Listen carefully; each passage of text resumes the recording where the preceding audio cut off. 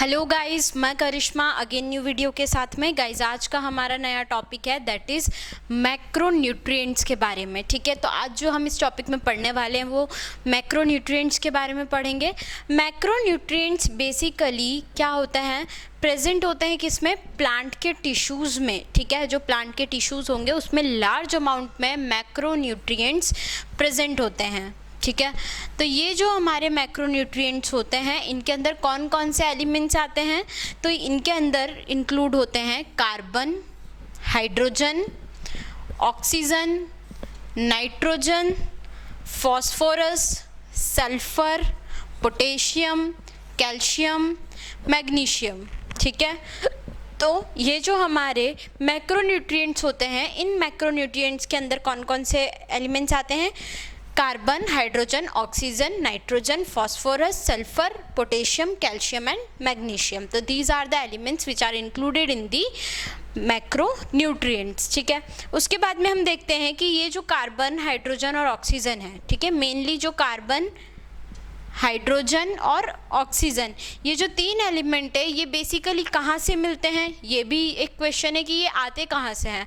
तो ये जो हमारे कार्बन, हाइड्रोजन और ऑक्सीजन होते हैं ये बेसिकली हमको कहाँ से मिलते हैं, CO2 गैस और H2O मतलब वाटर। ठीक है, तो CO2 मतलब कार्बन डाइऑक्साइड और वाटर से हमको ये तीनों एलिमेंट्स मिलते हैं। ठीक है, मतलब ऑब्टेन होते हैं या मिलते हैं।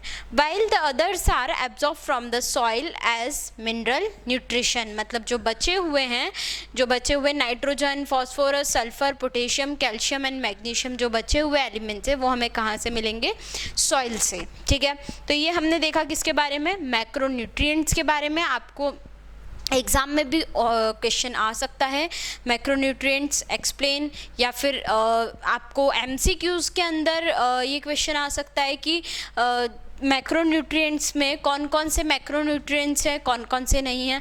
तो बेसिकली इनको लर्न करने की एक टेक्निक होती है, जैसे कार्बन का C, हाइड्रोजन का H, ऑक्सीजन का O, नाइट्रोजन का N, फॉस्फोरस, सल्फर,